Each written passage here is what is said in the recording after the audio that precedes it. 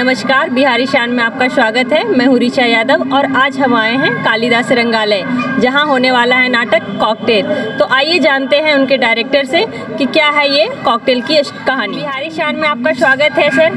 आज जो नाटक होने वाला है उसके बारे में बताइए। आप ये जानती हैं कि ये हो क्या रहा है। ये अनिल मुखर्जी की 105वीं जयंती है और 30वां पटना थिएटर फेस्टिवल है। इसमें 7 दिनों का मंचन होना है।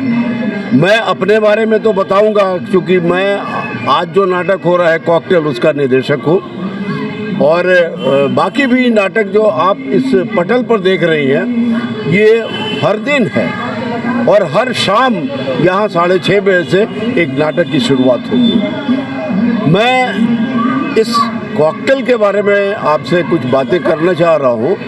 ये कॉकटेल 1972 में अनिल कुमार मुखर्जी ने बनाया था और एक रिफ्यूजी लड़की की कहानी है जो पाकिस्तान से माइग्रेट होकर वो भारत आ जाती है। वो रिफ्यूजी लड़की उनको स्टेशन पर मिली और उससे उन्होंने कुछ बातें की और वो बिल्कुल जवान थी, जिसको कहते हैं कि नौयौवना थी वो महिला, और वो स्टेशन पर अपने छोटे छोटे बच्चों के साथ समय गुजार रही थी। इन द मेन टाइम एक सेठ चौधरी जो है वो आता है और देखता है कि ये महिला तो बड़ी खूबसूरत है और उसको ये भी मालूम हो गया कि रिफ्यूजी है। तो उस महिला को कहता है कि चलो मैं तुम्हारा रहने का इंतज़ाम कराता हूँ और तुम जो हो मेरे साथ रहो, तुमको पैसे की कोई ज़रूरत नहीं होगी, जो भी खर्च होगा तुम्हारे बच्चों पर जो भी होगा वो सब मैं दूँगा। वो देगा। चौधरी इस आश्वासन के साथ उसको ले जाता है, लेकिन उस समय चौधरी ने ये नहीं कहा कि मैं कुंवारा हूँ।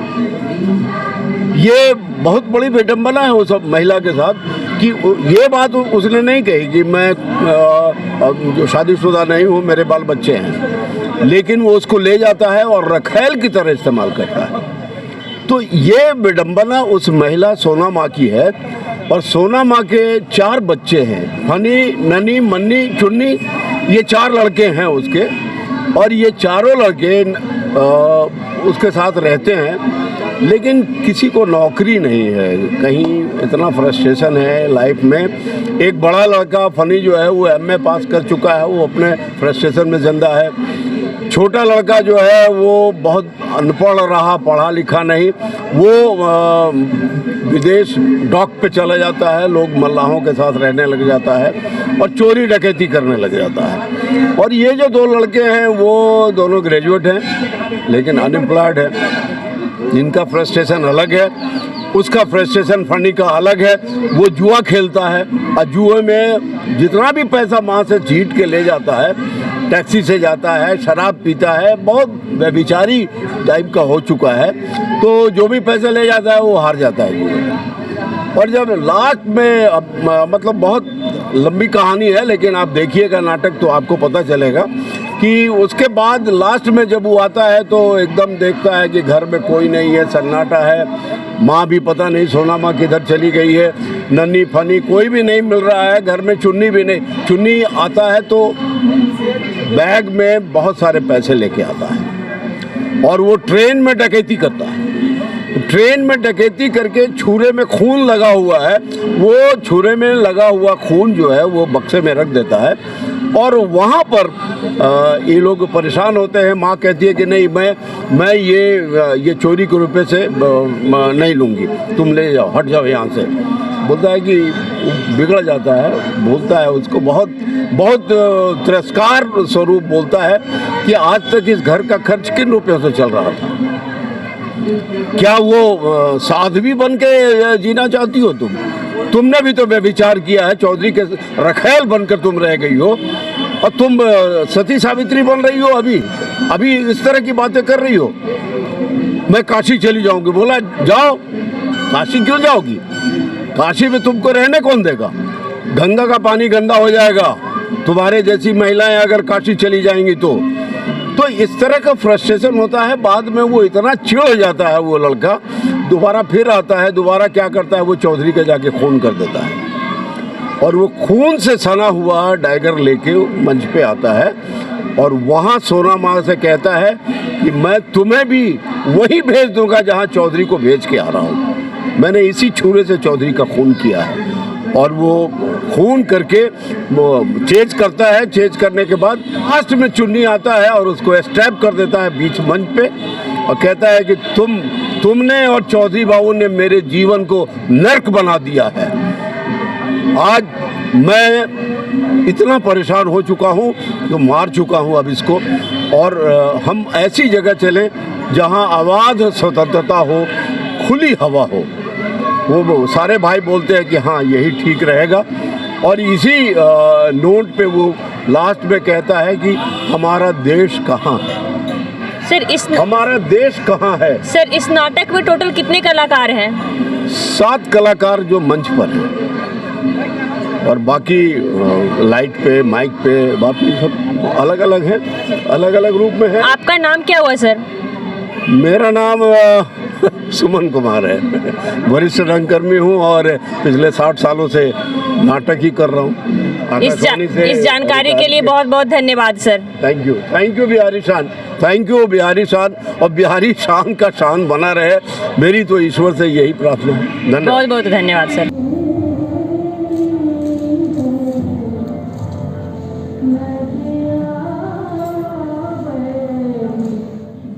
इस नाटक में मैं सोना माँ के कैरेक्टर में हूँ। सोना माँ अविवाहित है और चौधरी बाबू नामक एक बहुत ही रईस जो है वो उसका शारीरिक शोषण करते हैं, जिसके कारण कि उसे 4 बच्चे हो जाते हैं। लेकिन यहाँ चौधरी बाबू यहाँ पर उसकी देखभाल के लिए उसे रुपए पैसे देते हैं, लेकिन उससे शादी नहीं करते हैं। यही इसकी मानसिक जो प्रताड़ना है वो चारों जो सोना माँ के जो लड़के हैं उनको झेलनी पड़ती है समाज के द्वारा। और इसी के कारण जो सामाजिक जो उनको जो प्रताड़ित किया जाता है, उसी का आक्रोश जो है वो सोना माँ के लास्ट में जो है वो क्लाइमेक्स में हत्या के रूप में सामने आता है।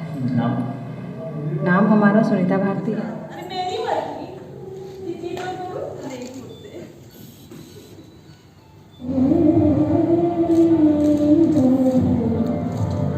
तो ठीक है, ना तुम किराया देती हो उतने में तो कोई फुट। नाटक में हमारी भूमिका एक चौधरी साहब की है, वो इसके केंद्रीय चरित्र हैं।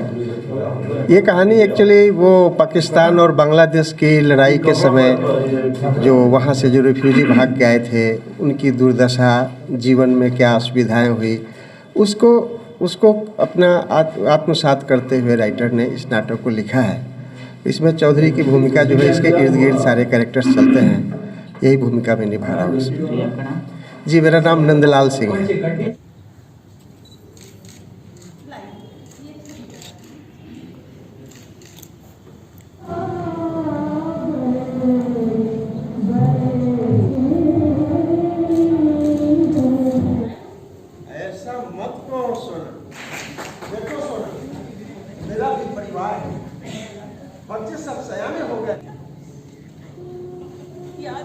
पात्र है मकान मालिक का, जो बहुत कंजूस, कंजर और उस पे मतलब कहा जाए तो उस पे हल्का मकान मालिक आकर्षित होता है, लेकिन वो कुछ इसी नहीं करता है और उससे स्नेह भी रखता है मकान मालिक।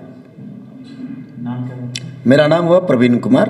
तो ठीक है, ना तुम किराया देती हो उतने में तो कोई फुटपाथ पर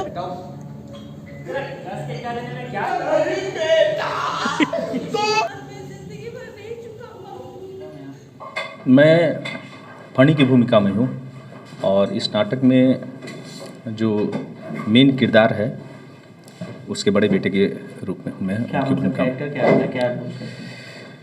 कैरेक्टर जो लीड रोल में है सोना माँ। हालांकि ये कहानी जो है वो एक निर्वासित महिला दूसरे देश से आकर के शरण लेती है यहाँ पे, और एक महिला को अपनी ज़िंदगी जीने के लिए क्या क्या चीज़ का सामना करना पड़ता है, किस किस चीज़ों से समझौता करती है, उसी पे आधारित ये कहानी है। और मैं उसी महिला का जो कैरेक्टर वो निभा रहे हैं उनके बड़े बेटे के रूप में हूँ। विष्णुदेव कुमार। नहीं, ऐसे ही पूछ रहा था। हमारे सिवा और कोई नहीं दे सकता है। कोशिश बेकार हो गई।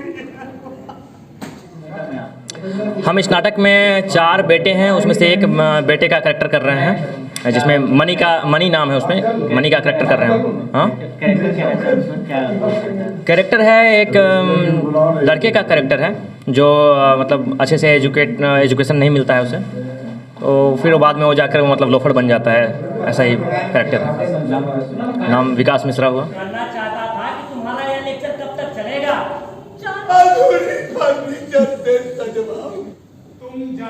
मैं चुन्नी की भूमिका में हूँ। क्या मतलब, क्या रोल? मेरा रोल है कि मैं भाई में चौथे भाई में हूँ, ठीक है। जो सबसे छोटा भाई है, जो बाहर रहता है, घर से बाहर रहता है, और बहुत दिनों बाद वो घर में वापस आता है, ठीक है। जिससे माँ का उसका बहुत लगाव है उससे, और माँ उससे बहुत प्यार करती है, और एक्चुअली में माँ बेटा भी उससे बहुत प्यार करता है, लेकिन कुछ परिस्थिति ऐसी उत्पन्न हो जाती है जिसकी वजह से वो उसका एंड करना पड़ता है। क्या नाम है? मेरा नाम सोनू कुमार हुआ। मैं भी कौन मां नहीं चाहती? हाँ, कौन मां नहीं चाहती? वो नहीं जाने। दूर हटो मेरी नजरों से इसे। कैरेक्टर नन्ही का है। नन्ही जो सोना है, मदर है, जो काफ़ी ज़्यादा पीड़ित है, और फैमिली में ही जो ट्रेजेटिक ड्रामा वगैरह चलते रहता है। मेरा कैरेक्टर नन्ही का है, जो एक बेटा है, सोना का बेटा है, उसी का कैरेक्टर है मेरा नाम सचिन मिश्रा है। ऐसी साहसी लड़की मिलती है? ठीक है, मैं बताता हूँ। और क्या जाने दो बाबा। क्यों काका, हम लोगों के लिए तुम्हें तो कहोगे ही। इसने तुम्हें हिला पिला कर आदमी बना दिया। चुन्नी, मालूम है कि ये हमारी माँ है। छोड़ दीजिए, थोड़ा कभी कभी इसको चढ़ाइए।